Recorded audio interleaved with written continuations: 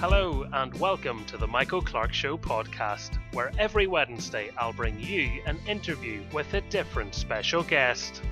Many will be from the world of sport. All of them have a story worth sharing. In a time when doom and gloom is all too easy to find, this is a place where we'll be promoting the positive. So I hope you'll keep me company each week as I explore where our guests get their motivation and inspiration from to succeed.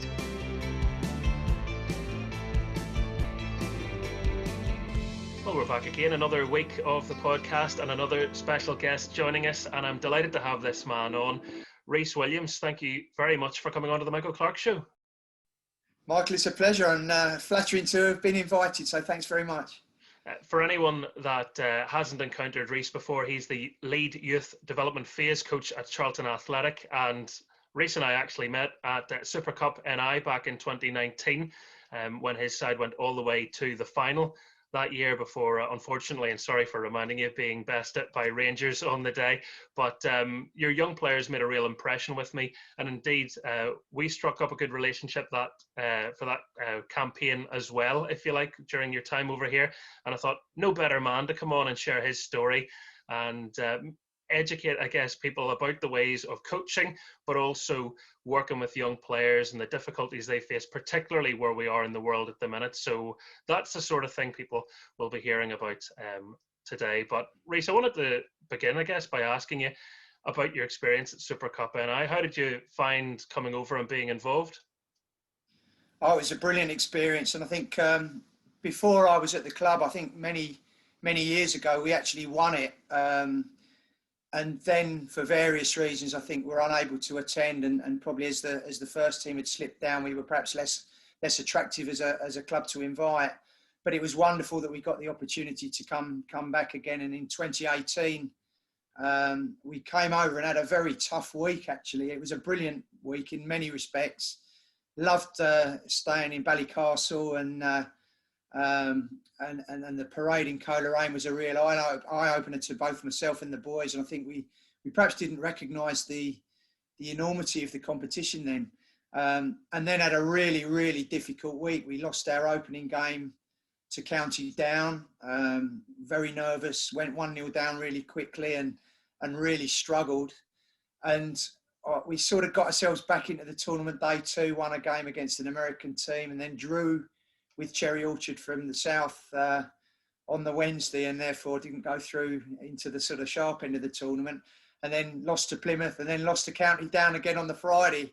So it was a particularly disappointing week, getting some grim feedback from back home in the club. But as a result, coming back the following year, and about 6 of the squad had attended the previous year, we came with our eyes open the second time round, and it was just a wonderful experience. Well, both were, to be honest. It was brilliant. The friendliness of the people, meeting loads of people, and making new friends and stuff. It was a tremendous experience, and such a wonderful historical tournament to have been a part of.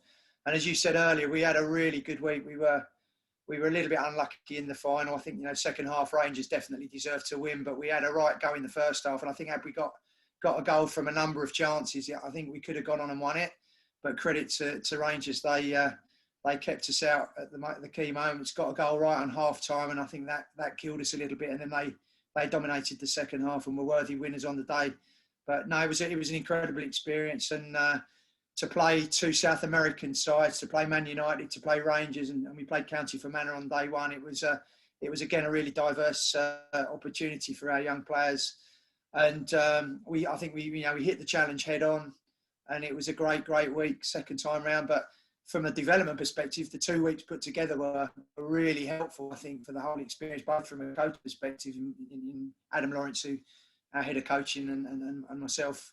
To come out again and have a real sort of idea of what we were going to face. And for the boys that had been there, they were also great role models for the lads that didn't travel the year before too. And it helped. We got off to a good start, and away we went. It was a great time. And because you're Charlton Athletic, people know the name, they up their game, and maybe that first visit over, that was kind of in the back of everybody's minds. Let's go and get a big scalp here, and it was an eye opener for yourselves. I think so. I think certainly from the county sides, there's some really good players in Northern Ireland, isn't there? And the county sides, you're right. It's a wonderful, wonderful showcase event for those guys to get themselves noticed. I mean, I know a lot of the clubs send scouts out. The professional clubs in England send scouts over to the tournament because there's a lot of talent there. And like you said, there's a high motivation for the local sides. There's big support for them, and I think if you come over unprepared and a little bit flippant to it, you can get in trouble. And we, credit County Down. I mean, we really wanted to beat them on the last day of the 2018 tournament, having lost to them the first day of the 2018 tournament, and we failed. And credit to them, and that shows the level of the county sides and how well they're run, and the commitment of the players as well, and the staff out in Northern Ireland to produce those teams. And I know it's a massive, massive deal for everybody. So it's a great experience for the boys to come across and have to face different challenges. Academy football can be a little bit sanitised sometimes, and coming into proper competition against different styles of opponent is a real important learning opportunity for the players. Yeah, what struck me about yourself, your coaches, and indeed your players was just how positive and friendly everyone seemed to be, and how much everyone seemed to be embracing the opportunity to be over here competing.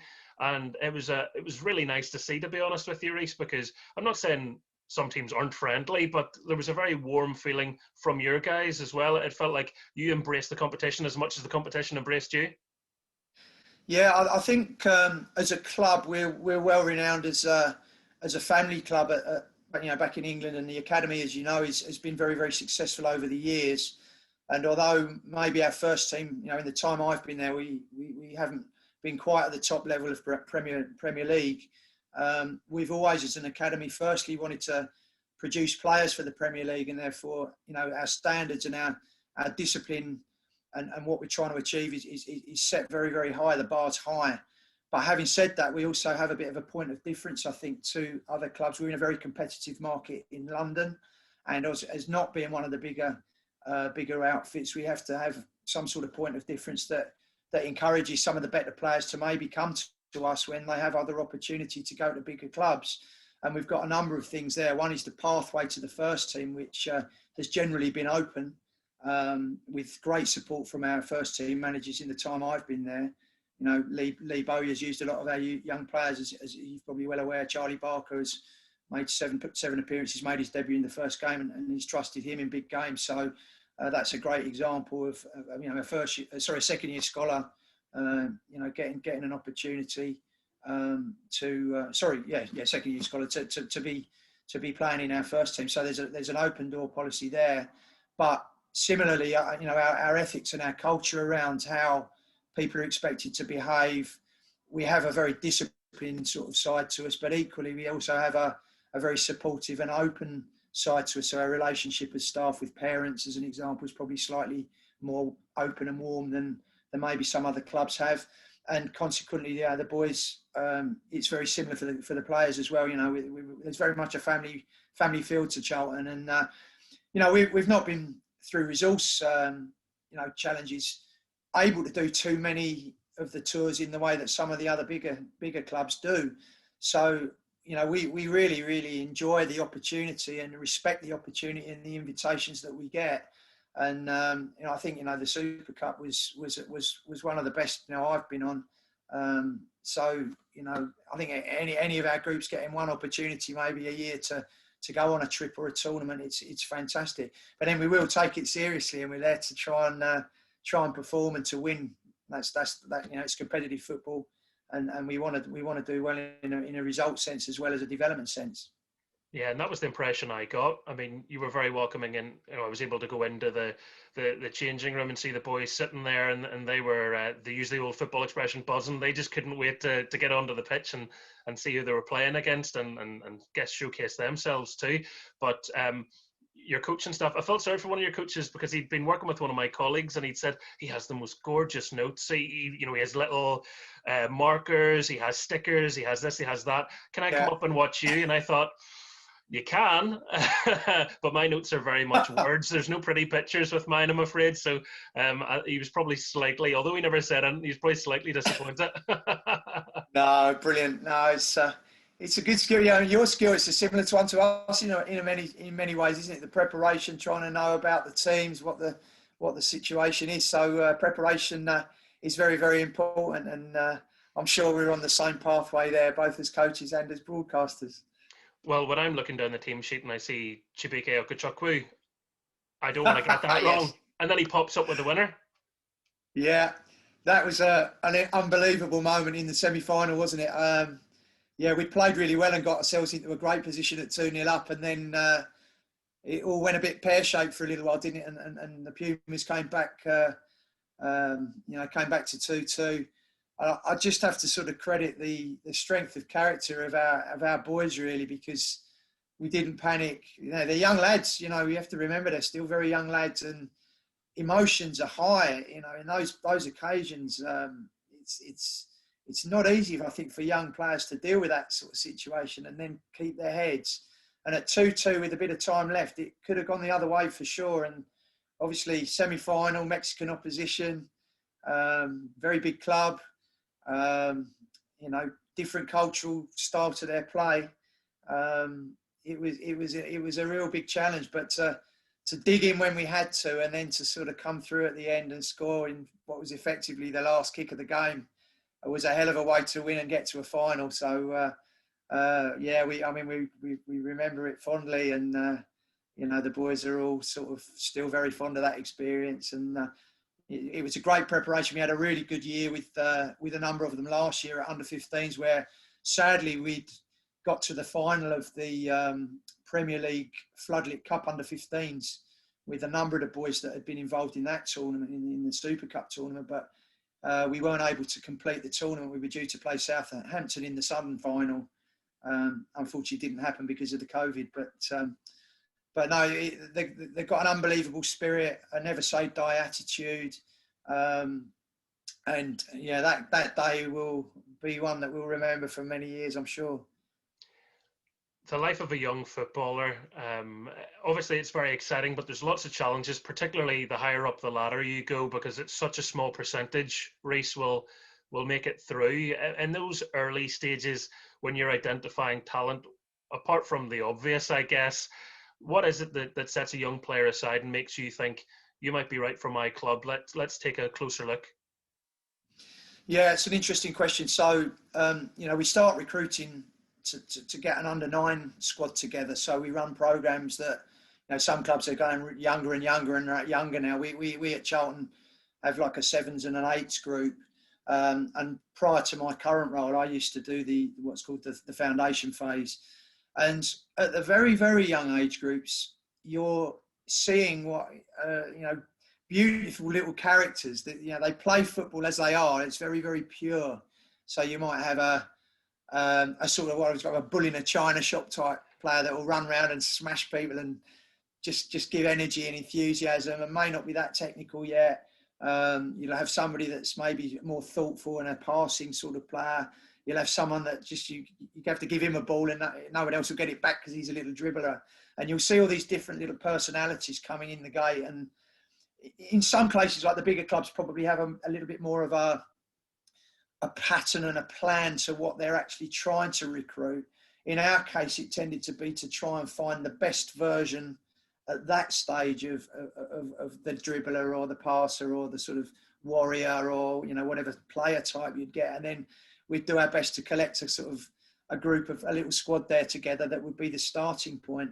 Now, statistically, of course, it's well known that, not many that start at the front end often get through to the back end of the process. So that can be tough. We've been pretty successful, to be fair, at Charlton to do that. But, the statistics are pretty damning of, the early development stuff. But nonetheless, the process continues from there. And obviously you're bringing in players all the time. You're tending to look to try and upgrade on the quality that you've already got, or find a point of difference in the players that you're seeing that come in, and or maybe fit a gap in the squad that you haven't got. And of course it changes through the age groups. You're more looking for specifics and at the end of the rainbow, so to speak, getting to under 16s where the scholarship, and then the 18s and the 23s, that end, it's a little bit more specific, but it can be a little bit more loose, early doors. And, my belief is very much try and run it as fat as you're able to in terms of your resources, because you're not quite sure who's going to come out. And my personal view, again, is that if you can try and, not get too wrapped up in the fact, particularly at young age groups, parents can be, I'm at a pro club. And don't get too wrapped up in that. Enjoy the experience, enjoy the football. Don't worry too much about the end result. You've got a long way to go, but develop, not just your playing side, but also we do our best to sort of, it's a well-trodden out line, isn't it? Develop the boys as people, look after them in the right way, support them in the right way, teach them discipline skills, teach them, hard work and good ethics and those sorts of things. And it just sort of moves through that gentle pathway all the way through. And eventually some of them are very, very fortunate at the end to get to that sort of professional contract. But it is difficult. It's not easy to get your decisions right in recruitment terms. You haven't got the crystal ball. But yeah, my perception has always been to try and look for what I would describe as a wow factor in somebody, and sort of recognise what their special strength is that warrants their ability to be a performer and a successful performer at the highest level of academy football, basically. And how important is mentality or attitude, even at an early age with a player? How important for you as someone that's maybe having to pick between a couple of players to see someone that will work a little bit harder for you? Yeah, I think mentality is always massively important. I think at the very, very early age groups, as I described, really, they're not, because they're so young, they're not really aware of that yet. And my point about them being little personalities, little bundles of a footballer, they are just themselves. And there's a wonderful purity to when you work with those little ones, because they just come in, they want to please you, they look up to you as a role model, and they just come in and want to have fun. And, even at the top end of the game, I think if we stop having fun doing football, then there's something wrong with that. And for me, boys should be motivated. They need to be. They have to have a certain resilience to be in this sort of environment. It's highly pressurised. But if you can't come in and enjoy playing football, then there's something wrong with that. And I think it's really important as coaches that we try and ensure that we create the right environment, that particularly because we're dealing, in academy systems, we're dealing with young people, and they're not adults. They're not supposed to behave like adults. We have to understand they're different, and they have their ups and downs emotionally, and at different ages they'll demonstrate different traits. But if they're not having fun, they're not going to come in and express themselves in the best way. But for sure, as it gets to the end and nearer the end and the bigger decisions, they're going to have to deal with difficulty. They're going to have to face difficult moments. If I go back to the Super Cup, we make it very clear when we travel and to the parents that, this is different to a normal Sunday. We would rotate players on a normal Sunday. We would select for development only, although we want to win. But we would travel to a tournament like the Super Cup, and we would be saying to players, you will be there on merit, you'll deserve your place, you'll keep your place. And we would expect, from those that aren't getting picked, they've got to be patient. They've got to support in the right way. They've got to hide some negative emotion, and they've got to be a good team player and understand that that's what real football is going to look like for them if they're going to get into the career. They've got to prove their worth, and then they've got to perform. And that's the world they're entering. So that comes with a lot of psychological challenges. And but those experiences to go on those tournaments, how we address that up before we go, how we then behave and support those kids, how we communicate to them during the tournament, how we support those disappointing pieces of news as well is massively important. And I think it's been that's why it's important to do those experiences. It's really, really good for them. But they do need at some point to have a certain strength of character if they're going to sort of flourish in the world of professional football. It's a tough life, everybody knows that, I think. When you talk about, your previous role in working with the younger ones and the purity of that, are the teenagers, is that the most pressure in some ways? Because you've just got teenage angst and emotion, as well as the pressures that even family members are putting on them, school life, whatever else. Yeah, it is. I think, there's certain, if you study the sort of the the development of a young person, forget him as a footballer. There are certain characteristic traits that happen. The little ones, as I described earlier, they look up to you, they see you as a role model. They're really easy to deal with because they're enthusiastic and they just love coming, and then they want to impress and improve you, not because they want to get on, but because that's just what their mentality is like at that age in the foundation phase. When you get to the 12 to 16s, you're right, it becomes more about impressing your mates rather than your coach. There's a bit of status and culture and stuff like that, and it's very different. That's just a natural growing up thing. So yeah, being skilled to understand that and deal with them and treat them in the right way, because some will test you and push you. But and that if you measured them as an adult at that stage, well, he's never going to make it. He's not resilient, or he's never going to make it. His attitude's poor. Well, part of that's just growing up, and a lot of them come out the other end of that. But you have to be able to cope with that, discipline in the right way, support in the right way, give the consistent messages even when things aren't going quite in the right direction for some of those lads. But try and remember what their potential is and what we think they're going to be able to offer further down the line. So it's a tough journey. Emotionally, it's a very tough journey. Obviously, physically, you get the guys that grow early and the guys that don't, and then they struggle. So there's a lot of complexity to how you evaluate potential, really. And dealing with that is a challenge as a coach, and it takes, I think, some special skills, really. And I think there's an area that you've highlighted where coaching has evolved as well, because at one stage probably your physique would have been one of the main factors. They would have looked and said, well, look at the size of him already, he's going to be fantastic for us, and some of the smaller players could be easily discarded, and yet they might develop later and end up being one of the better players. Yeah, for sure. And I think it's interesting because the physical advantage makes it easy for them to impress, particularly if they're playing at a lower level. That's how they get recruited in the first place. I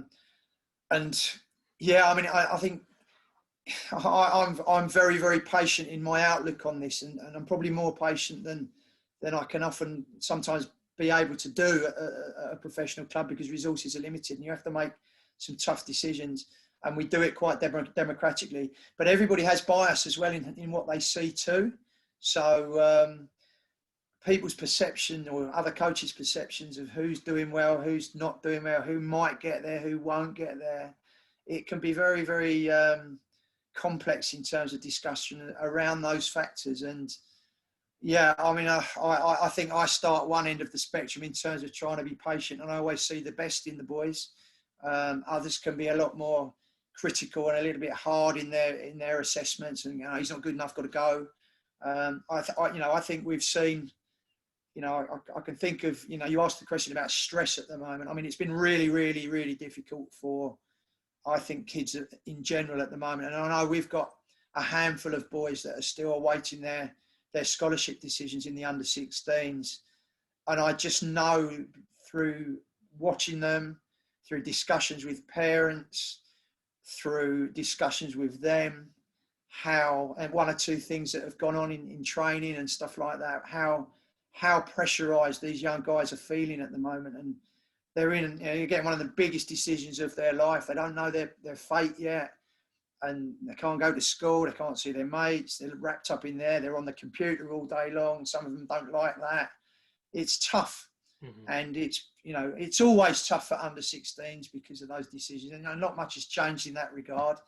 But the world is pretty tough at the moment with COVID. Of course it is. And there are other pressures. I think education is putting more pressure on the boys as well. I think under 16s, the pressure on GCSEs and those league tables that schools have to achieve. The schools are less flexible than they perhaps were in the past. And also, I think positively, the game has looked at education and recognised that maybe we've been letting some of our boys down over the years in terms of they're coming out training, they're getting day release from school. They're all thinking they're going to get there, and a large proportion of them don't. And then they come out with very little sort of academic achievement, when actually they entered the system pretty well. They were average students, or above average students. They sometimes leave being below average students, and that's something I know the Premier League are addressing, and I think we've got a lot better as a sport, as a game to deal with that. But it's tough, and it's hard. On the plus side, I think it teaches them a lot, and even those that maybe don't get on in football have learnt a lot of very good positive lessons that will stand them in good fortune going forward. I was fortunate to be in touch with one of our boys who didn't get on at the club, but he's doing really well. I saw on LinkedIn an anniversary had come up for his work, and he's doing really well at work, and he's still playing recreationally. But I think some of those skills that he learned at the football club have really stood him well elsewhere. And it's a disappointing moment when kids do get released, but if they can get over that, some will get back into football and some won't. But if they can get over that in a positive way, they'll have learned without recognising it sometimes an awful lot of brilliant life skills through the environment of a football club. And I think as a game, we are getting much, much better. There's a lot more talk about holistic development, and not just the football side, but the person side too. So, lots of positive strides being made in that direction. I think it can still get better though.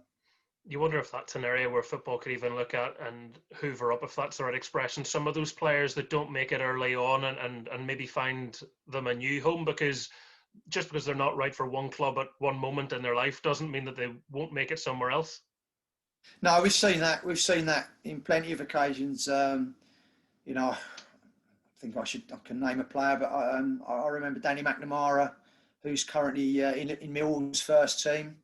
At 14, he was struggling physically, but he was always a great character. I'd known him from sort of 7 till 14 when he left us. I wasn't involved in his decision when he left us, but he had to go away from professional football for a little while. Played in local non-league clubs for a couple of years. Was then trialled at Millwall as a scholar. Got his pro contract. Went on loan to Newport County. I think he's definitely played for Republic of Ireland's under-21 team.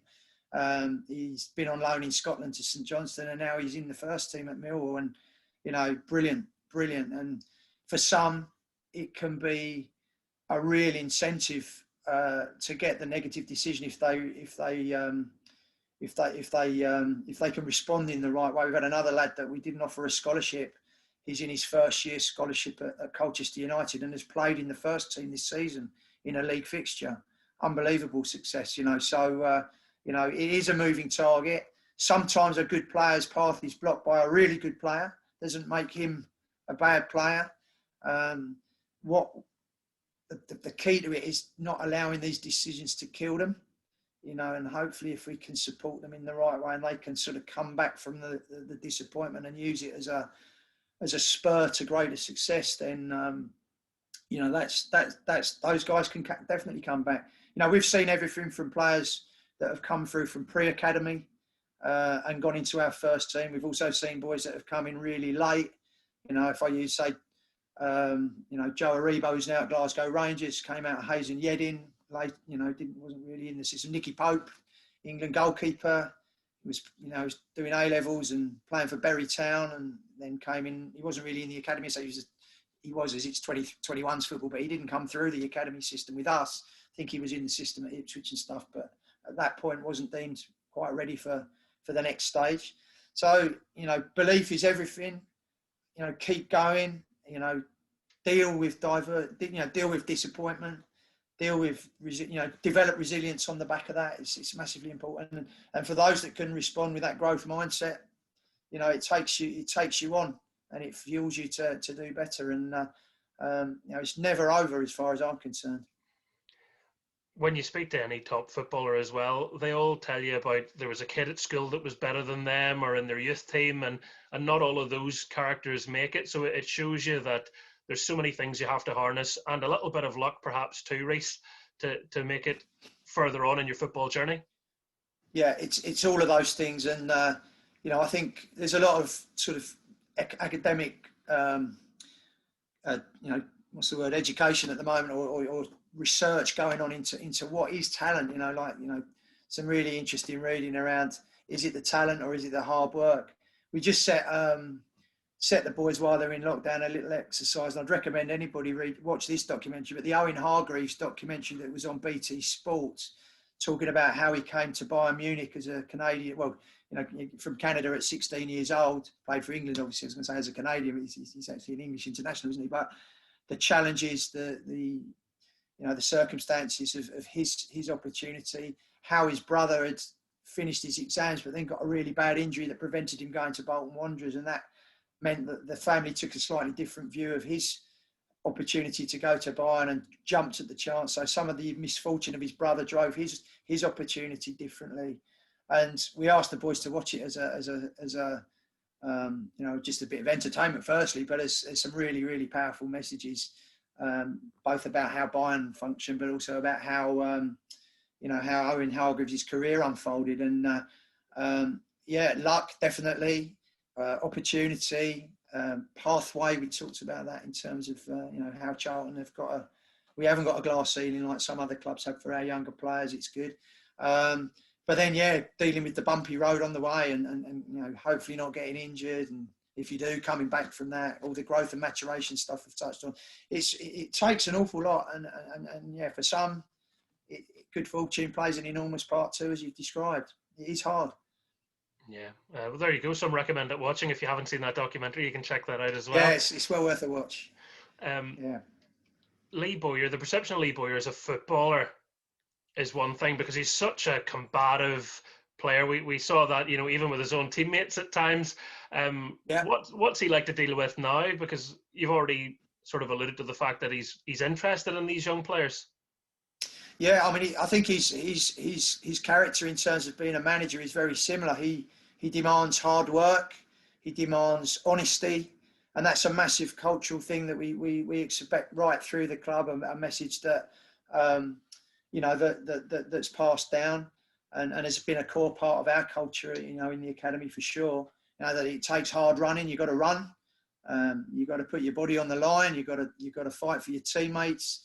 And I think his teams reflect his playing style. And but he'll always support, honesty, and he'll accept mistakes. I think in terms of things are going to go wrong as long as people have got their sleeves up and doing the right things. And it's a great model, isn't it? And in terms of for us as a youth development department, if our players are good enough, he'll give them the opportunity, which is really, really important. So, we've seen that this season. His hands have been a bit tied with our ownership situation, and he's had to rely on one or two players. But, if I look at the likes of, say, Alfie Doughty and Albie Morgan, I think Albie made his 50th first team appearance not so long ago, a week or two ago. And so, Lee's been really prepared to throw the boys in and trust them and give them the experience. Sometimes because he's had to, but he's not been fearful of doing it. And I think we've been very, very fortunate over the course of time in my spell at the club that we've always had first team managers that have been prepared to do that. As a coach, how important is it for you to kind of know yourself and know what you want to get out of things? Because I'm sure there's plenty of people who want to shape or maybe influence decisions that you make all the way through everything that you do. Yeah. I'll speak for myself obviously here, but I'm in my mid-50s now, so I've coached for quite a long time. I've got a lot of diverse experience from working in non-league through working with with the elite players in the academy, going on sort of soccer camps in America and doing some coaching out there, recreational stuff. I've been involved with both my sons' teams over the course of time when time's permitted, and I think from that experience, I've obviously also gone through the coach education pathway, but in some ways slightly differently to others, because as I said earlier, I didn't come to this as a profession until I was in my late 40s. And it was always a hobby for me, but I'd chosen to do the courses rather than done them for professional reasons, if you want to call it that. And therefore I did them fairly spread out and would do a course, take the information, deliver, just go and deliver and work and practice. So over the course of time, I'd like to hope what I've done as a coach is take the best bits of all of those old-fashioned values from the Charles Hughes days right through to the more modern, empowerment models and stepping back and letting the game be the teacher model sort of thing. And picking out the best bits that have suited me. And I obviously have my own very strong philosophy now, which lockdown actually gave me the chance to really sort of get my head around that and document it a little bit, for myself as much as anybody else really. Understanding what I believe in, understanding how I try and work, why I work that way, what I think is important in player development and in particular youth development. So yeah, obviously there's you have people with different opinions. You have the game of opinions, as they say, and you're going to meet different views and different things and see different things and learn from those as well. And never stop learning. So it's an interesting question because talk all day about it really, but how where I am in my coaching career now, I think I'm sort of pretty confident in what I think works, what I believe in, and that doesn't mean to say I'm not prepared to sort of listen and learn further things, and I try and read and watch as much as I can of other coaches as well. It's such a interesting conversation, I think, because it translates to any type of work that you do. There's the flexibility to learn and change if you need to make something better, but also sometimes just to be stubborn enough to know this is going to work and this is the way it has to be. Yeah, no, I am pretty stubborn in my own way, and I think it's important actually. Yeah, it is important, but I don't think it's a bad thing to be sort of pushed and challenged in the views that you hold. And one of the big things that I've learned in the last 2 or 3 years has been to embrace feedback. I think we all get quite defensive about feedback in a natural sense. Not too many people like to be told, critically of their performance, but I've learned very much in the last 2 or 3 years that actually, be prepared to put yourself out there and take some criticism, because it's the only way to sort of improve. And, you're aware of the ECAS course I was on. That was a real sort of golden thread of information through that. But, challenge yourself, immerse yourself in difference so that you can, see other worlds that you can learn from. And it's been a really, powerful change, I think, in my recent sort of mental outlook, if you want to call it that. To do that course with the Premier League, can you tell us a little bit more about it in case anyone isn't familiar with what the ECAS course is? Yeah, so it's basically an academic qualification. It's a 2-year course. You don't have to do it academically if you don't choose to. And some of my colleagues just sort of attended and enjoyed it for what it was. But basically, it's a 2-year course where it focused on a lot of different aspects. But the most powerful ones for me were really things like emotional intelligence and personal reflection. We had some incredible opportunities to see, experts from different fields. So as part of my study, I visited the Royal Ballet School and saw how they worked with their young people and whether there were similarities or differences within what they're doing to develop, top level dancers. What was that like, Rhys, as a football man walking into a ballet school? I'm guessing you probably hadn't done ballet before. No, I was brilliant at ballet. Not a great mover actually, I'm afraid, but yeah, never mind. No, it was fascinating. I mean, firstly, the people were brilliant to welcome me in. I had some fantastic experiences meeting with a number of the people, and one of my most amusing and memorable and enjoyable moments was having been in talking to one of the staff, met one of the pianists, because they have a number of pianists who obviously play so that the kids can practice and dance. And then he was away with a class and I was walking around and taken into the class that he was playing, and the kids were out there doing their pirouettes and what have you. And he saw me come in and started playing Match of the Day as they were carrying on, and would have probably gone over everybody else's head, but it was absolutely brilliant and great improvisation from the pianist. It was funny. But no, it was really, really interesting, everything from their physical program, because it's they need strength and flexibility, and they need, again, resilience, how they deal with people that are injured, how they deal with the academic side of it, the social side of it. There was an awful lot of stuff, the sort of the welfare side. They're very, very deep into that, but apparently hadn't been until very, very recently. There's something that they've been quite a brutal, a bit like football can be. It was a very brutal arena as well. And they didn't really have much of an infrastructure around that. And that's really changed.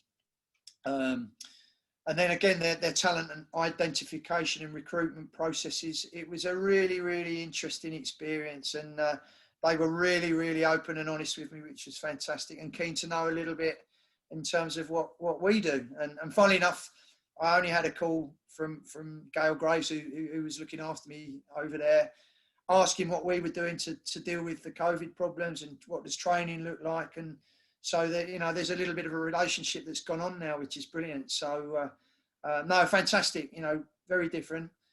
Funnily enough, I did have a bit of a musical background because my academic background was in music, believe it or not. So it was quite nice to go into that sort of arts environment as well for me. And it was a great experience, really good. It surprised me to learn this recently, but Rio Ferdinand, when he was younger, did ballet. So there's obviously transferable skills there. And I guess that's true if you look closely enough to almost any activity, isn't it? You can look at maybe like a Damien Duff and realize that, football wasn't his first sport, but the other sports that he played allowed him to become a very good footballer. No, absolutely. I think everybody's pathway is very different. I think I already said, we've had boys that have come in at the beginning. We've had boys that have come in at the end that have been successful. And I think what the game is trying to do now, very much so, is individualise the way you deal with people, because they're different characters, they're different skill sets.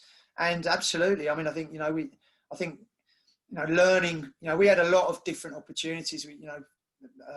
Mick Fitzgerald, the jockey, he spoke to us. We did good football visits as well. Of course, we went to see the Belgian FA, went to Lille, heard about Hazard's upbringing there, and went to Club Bruges in Belgium as well. And I also went to Germany to visit Holstein Kiel, who were successful in beating Bayern Munich the other night on, what a result. On penalties there. Yeah, what a result. Unbelievable. It was interesting. Their manager was the 21s coach at the time, so they've promoted from within, which is brilliant to see as well. But yeah, I mean, absolutely. We saw models from business. We saw models from, other sports. They had us coaching netball at one point with Team Bath, which was brilliant. I smashed my body to pieces trying to jump into a bobsleigh at one point, which is another story, and was very entertaining. Perhaps not for me, but for everybody else who was watching my incompetence at the time. But I'd love to see you in Cool Runnings. That would be brilliant. We didn't put the Lycra on, luckily, but yeah, there was some severe bruising, I shall say. It was quite funny and a great experience, though. But no, we were really, really fortunate to sort of have a really broad opportunity to see different things. And no, I mean, it was really, really good. And probably the biggest thing was, I guess, like the friendships we made, the collective. We'd come together once every sort of month for 3 nights, and obviously the camaraderie in the group grew. And it culminates with there was the military stuff that we had to do as well, and we're party to sort of learning about that, and that culminated on a very, very tough challenge at the Brecon Beacons over a day and a half, 2 days, so 36 hours without sleep, being put under pressure. Wow. Going out and finding our way home with the compass from the top of the Brecon Beacons and stuff, and probably the most incredible experience I've ever had, and was very nervous prior to going in terms of my physical capacity to be able to cope. And that nervousness showed at the beginning, but I sort of grew as it went on, and it was brilliant. But the whole idea being how you function when you're tired, you're under pressure, you're being asked to do tasks that you're struggling to do, and learning about leadership skills and being part of a team and all of that stuff. And that was really, I think, the culmination of the 2 years of work. It was tough to do because of the academic side, and for me, I wanted to get the academic qualification. I thought, if I'm on it, it's what's the expression? If you're going, why not go all the way, sort of thing. But and the balance between working at a club when you're a little bit thinner resources, it was hard to get the work done and keep up with the academic side. But glad I did it, and so many lessons. And the last really important thing, I think, was we were partnered with mentors, and I was really, really lucky to get 2 incredible mentors. A lady called Sarah Cecil, who's a sports psychologist, who was brilliant and was able to sort of see me once every 6 to 8 weeks and sort of feed feedback and ideas into me, particularly on how I approach things. And Ben Ryan, who is a brilliant rugby coach. He won the Olympic gold medal with Fiji as their rugby coach, and he was a little bit less able to see me as much as Sarah was, unfortunately, because he's in demand and was writing his book at the time, which is well worth a look, by the way. But that aspect of having somebody really helping you personally, both in your coaching outlook and in your professional skills and then psychological outlook was really, really important. And I learned so much about myself and things that I'd not even contemplated really, which was that I think that was the most powerful outcome for me. And, you know, we talked one or two things already, haven't we, about some of the difficult parts of your job, dealing with the difficult decisions, dealing with meetings where, you know, I'd lose my head in meetings because people I disagree with decisions, and coping with your emotions in a better way, and then, you know, being a more productive communicator as an example, you know. So learned so much in that regard, and I'd like to hope it's really helping me now. And in fact, the wonder of the course actually is that the third year of the course is actually, there's no course, but the third year of the course is actually practicing and thinking and reflecting and putting things in motion that you learn on the course, and actually doing it at the coalface. You know, what better place to sort of be pushed and tested and then come up with good responses. So no, it was brilliant. It was really, really good, and I wish I was a little younger, and unfortunately I'm not, but it's helped me a great deal. I think if I had another 20 years in my career to go, I think it would have really helped me possibly get further than I'm likely to now. But as I said, it certainly re-invoked my enthusiasm and my belief in myself. Actually, I'd sort of plateaued to a place where I'd sort of was happy with what I was doing and didn't really have much ambition left because I thought it had gone. But I'm absolutely looking to push ahead and sprint to the line now of my career. You know what I mean? For the last sort of leg of it, whatever that looks like. Love to hear that, and it's brilliant that it's sort of little fire within you as well. But just to take it back a second, did you know how hard they were going to push you? Because talking about those drills and the sleep deprivation, I think I would have lost my mind. And just to sort of add to that, I'll embarrass myself here, Rhys. I remember, I mean, I was maybe 16, 17, and we went on a school orientation trip, and we were given our compasses and kind of chucked out of a minivan in a forest, and away you go, and if you get lost, we'll come find you. And they'd given us points we had to find, you know, so you have to go and you have to like find little flags in a forest and all the rest of it. And I had found one, but the problem was it was through all this nettles and sort of jagged branches. And I said to one of the guys, I'm not going in there. I found it. And that was where I was stubborn. But you pushed yourself even further. And, you know, I was 17. I had no excuse, really. I should have just gone in and taken the scratches. But I was like, no, not today, mate. No, but I think they're sort of redefining the course at the moment. So they've paused it. And I'm not sure what it's going to look like going forwards. But I think anybody that went on at the beginning in the way that it worked for us knew what the last event was. And the irony of the end of the first year is that we would all go to Chepstow as both groups, and one group would have to disappear on the Wednesday off to do this thing. And you know, thank God it isn't us was the thought, you know, but it'll be us next year. And so I think everybody goes into it with, you know, with their eyes sort of open to what's going to come, but not quite sure what it's going to feel like and look like. And they would try not to tell you too much about the actual experience. Yeah, it was a really clever way, I think, of sort of taking you through sort of skills of, you know, dealing with stress, having sort of coping mechanisms, but then again the feedback culture. So putting you really in a place where you were really either physically fatigue wise or emotionally under pressure, decision making wise under pressure.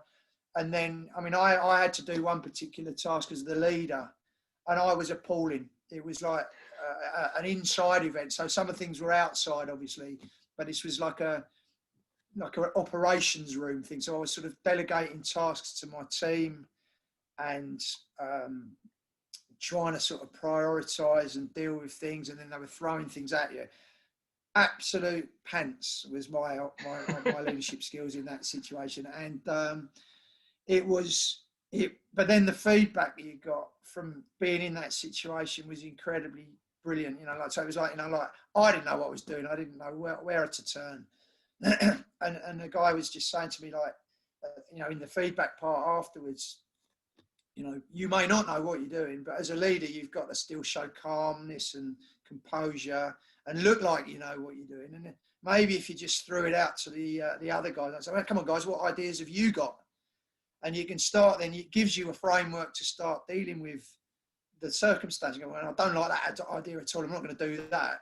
I quite like that idea. Okay, yeah, we could get a bit of opinion back. So rather than taking everything and having the weight of your leadership on your shoulders, use your team creatively. And then even though you don't know what you're doing, you'll end up with potentially you're into a process basically by being calm, by being sort of sensible at the beginning. And it was brilliant. It was, but then we'd been working towards all of that over the course of time, within the course and in other things as well, and getting great examples of leadership and creativity and doing different things that were, we had a comedy club experience, which was hilarious and really, really, really fun as well. But that put people out of their comfort zone. People weren't comfortable with that. So there would have been something for everybody that everybody found tough. But that was the idea of the course, really, I think, to sort of stretch people beyond their comfort zone and then teach you a few strategies to try and cope with it, and then get yourself thinking in a clear direction. But no, wonderful experience, really, really good. And that's one of the main reasons why I'm doing this podcast. I think it's so interesting to learn about people stepping out of their comfort zone, achieving things and being able to push themselves further. I mean, even starting your football journey at a later age in which you did, was there any part of you thought, maybe I shouldn't do this? Was there any doubt before embarking on your football journey, if I take you back to before you got the Charlton job? Yeah, well, no, I mean, my football journey, football has been my passion from pretty much the day I was born, to be honest. Like whether playing or my coaching obviously came towards the end of my playing, but I was always interested in the game. The only sort of constraint at the time to changing career was really whether it was right for my family and what they thought. But it was a passion and a wonderful opportunity. And in those days, when I first, it was 2010 when I went full time, it wasn't quite the same as it is now. And it just felt someone was paying me to do my hobby. It felt just the same as what I was doing in non-league and not getting paid. It was something I finished work and went home, and went and did what I loved doing.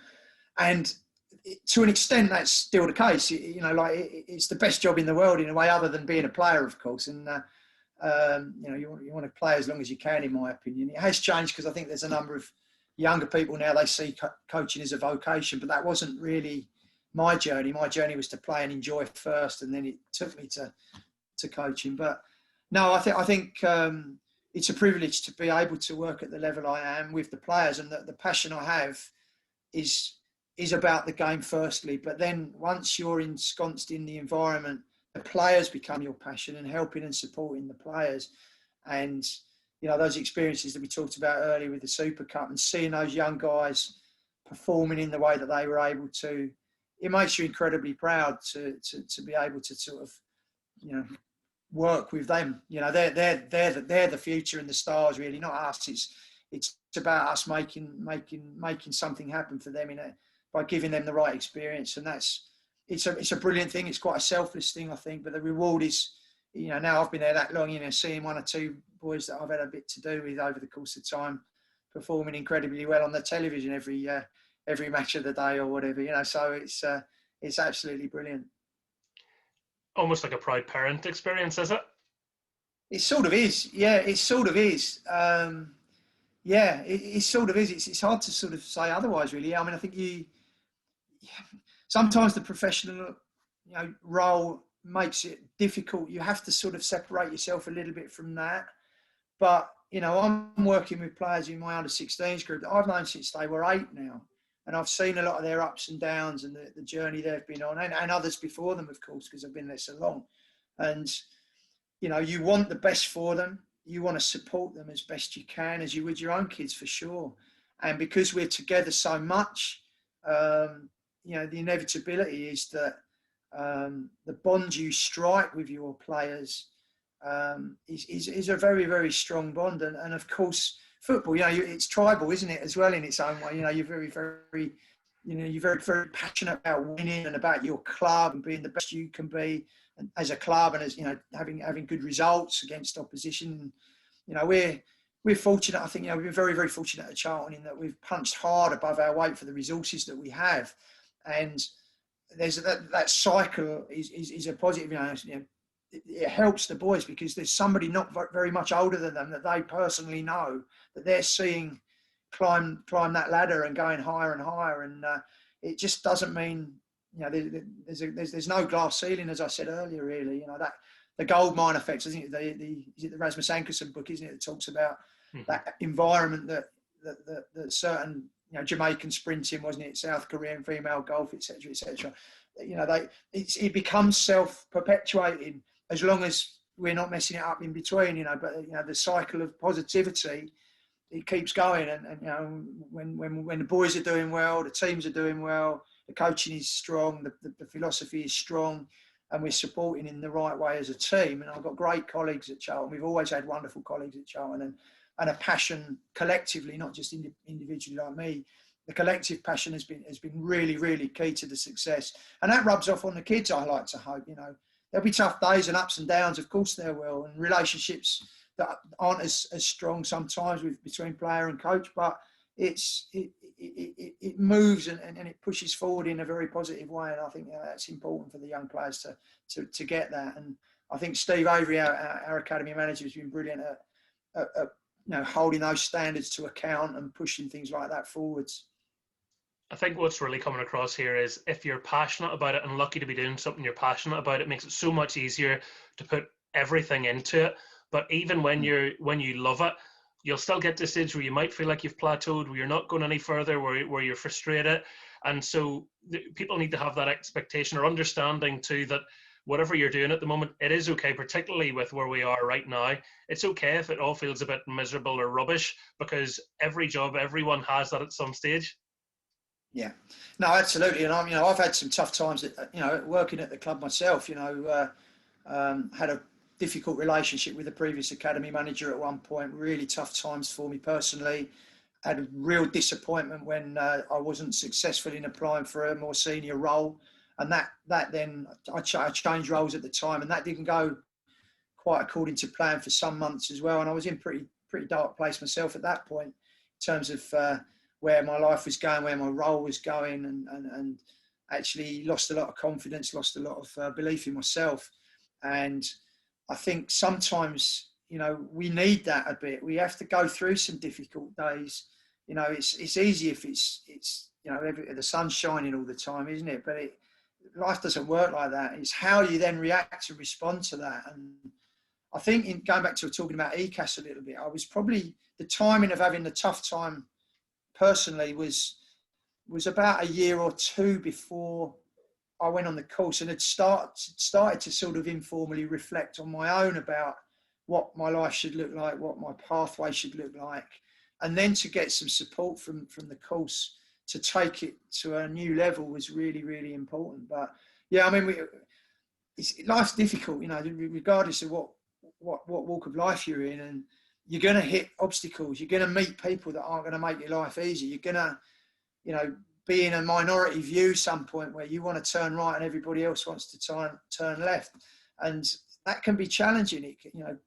Other things outside of your professional world are going to trip you up as well. You'll have issues that are going to affect you in a personal sense as well. So it's hard. Life is hard, and doing as best you can to sort of survive that, and having sort of a bit of a plan, I suppose, to sort of try and, you're a bit like that when the life and the rocky road goes up and down around you, is important. Don't get too high with the successes, and certainly don't get too low with the difficult days. And we go back to where we started, Michael, about talking about the Super Cup experience.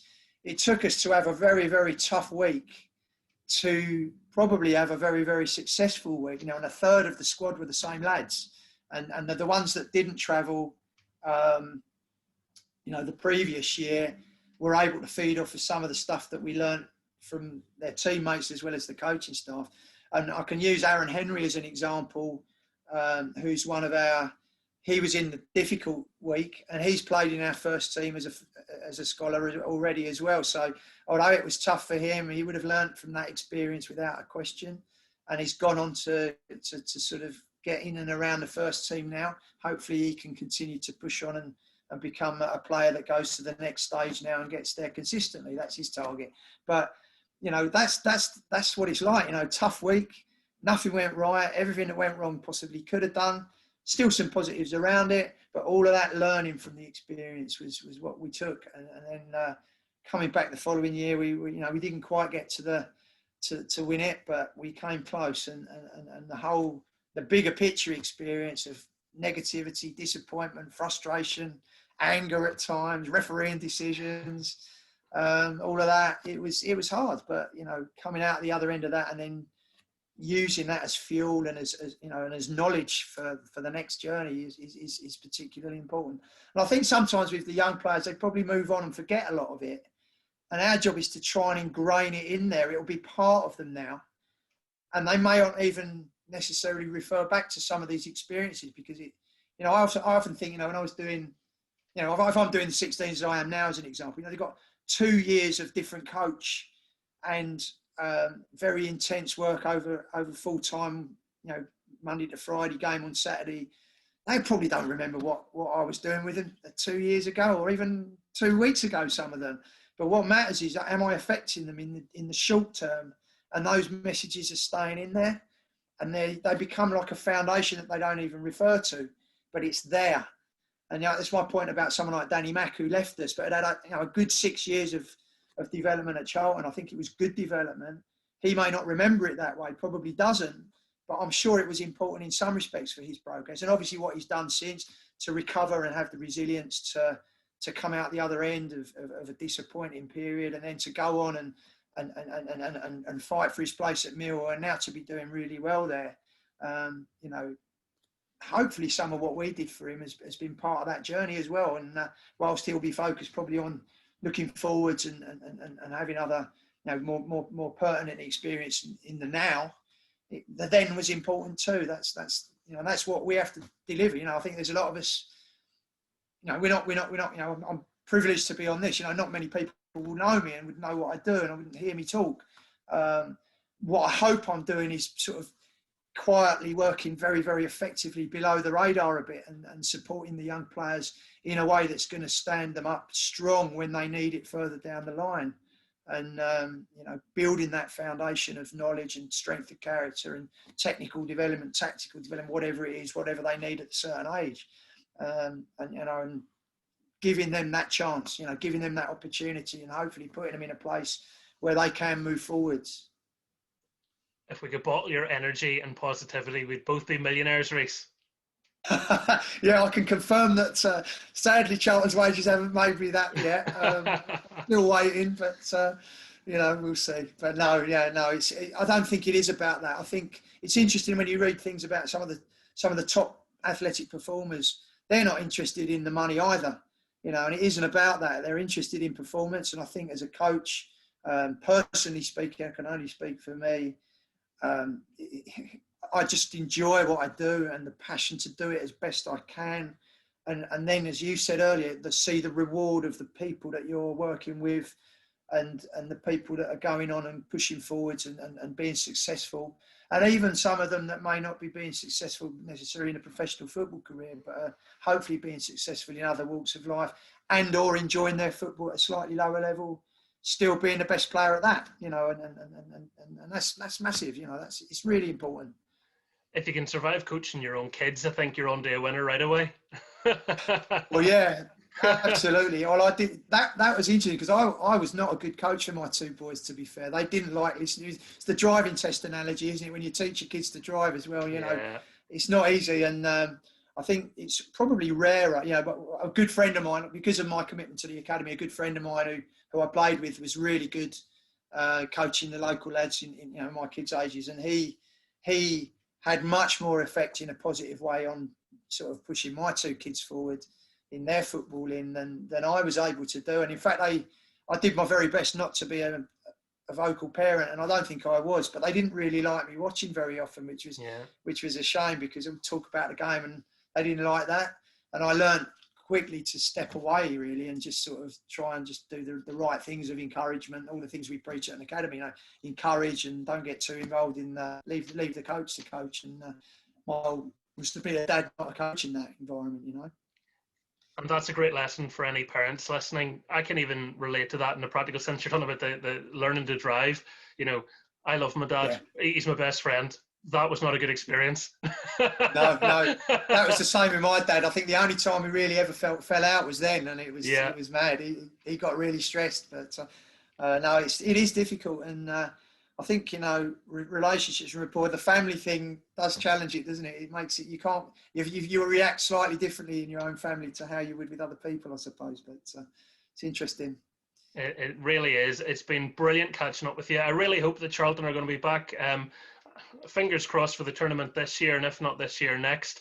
And it'd be great to see your guys over competing again and showing just how talented those young guys are. But you made such a great impression with me. I just thought I have to get you on as one of our early guests in this new podcast, and I'm sure everyone listening has found value in what you've had to say. So, Rhys Williams, thank you so much for coming on.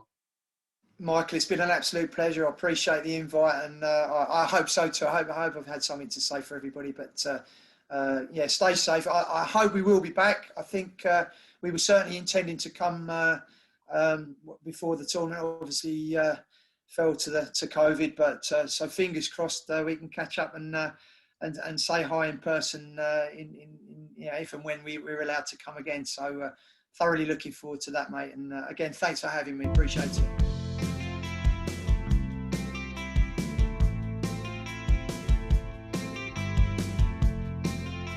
Thank you for listening to the Michael Clark Show podcast. You can follow me at mclarkshow on Facebook, Twitter and Instagram. Check back every Wednesday for a brand new episode, which you can download as a podcast wherever you get your podcasts from. You can also watch the entire interview via my YouTube channel. That is youtube.com/The Michael Clark Show. And if you like our theme song, it has been kindly provided by the brilliant SX70. Search for SX-70 on Spotify to stream their music. Until next Wednesday, take care. I'll speak to you soon.